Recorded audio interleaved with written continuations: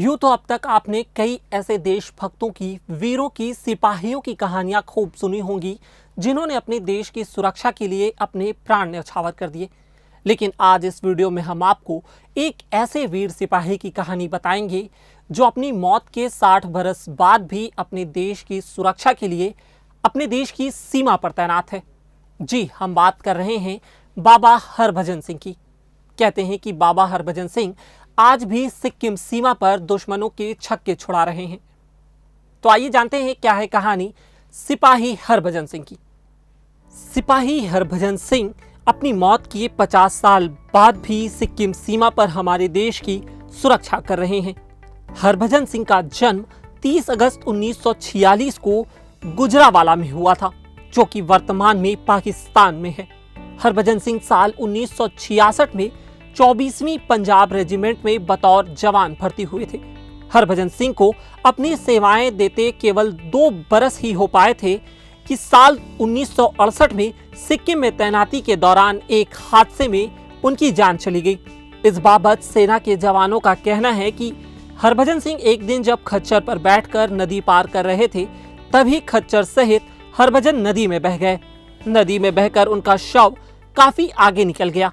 ऐसा कहा जाता है कि 2 दिन की गहन तलाशी के बावजूद भी उनका शव नहीं मिला। तब खुद ही बाबा हरभजन सिंह ने अपने एक साथी सैनिक के सपने में आकर अपनी शव वाली जगह बताई।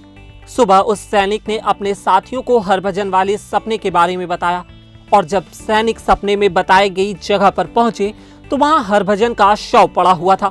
इसके बाद पूरे राजकीय सम्मान के साथ हरभजन का अंतिम संस्कार किया गया। हरभजन सिंह के इस चमत्कार के बाद साथी सैनिकों ने उनके बंकर को एक मंदिर का रूप दे दिया। हालांकि बाद में सेना की ओर से उनके लिए एक भव्य मंदिर का निर्माण किया गया, जो कि बाबा हरभजन सिंह मंदिर के नाम से जाना जाता है। यह मंदिर गंगटोक में जलेपला दर्रे और नाथुला दर्रे के बीच 13,000 फीट की ऊंचाई पर स्थित है। बाबा हरभजन के बारे में वहां तैनात सैनिकों का कहना है कि वो अपनी मृत्यु के बाद भी लगातार अपनी ड्यूटी दे रहे हैं। इनके लिए उन्हें बाकायदा तनख्वाह भी दी जाती है और सेना में उनकी एक रैंक भी है। यही नहीं, कुछ साल पहले तक उन्हें 2 महीने की छुट्टी पर पंजाब में उनके गांव भी भेजा जाता था। इसके लिए ट्रेन में उनकी सीट रिजर्व की जाती थी और 3 सैनिकों के साथ उनका सारा सामान गांव भेजा जाता था और फिर 2 महीने पूरे होने के बाद वापस सिक्किम लाया जाता था।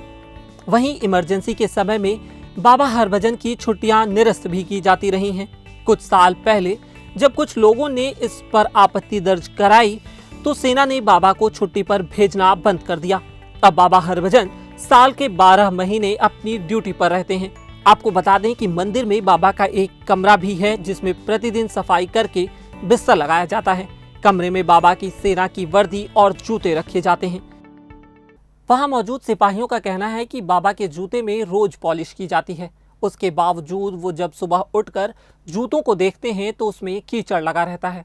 साथ ही उनके बिस्तर की चादर पर सलवटें भी होती हैं।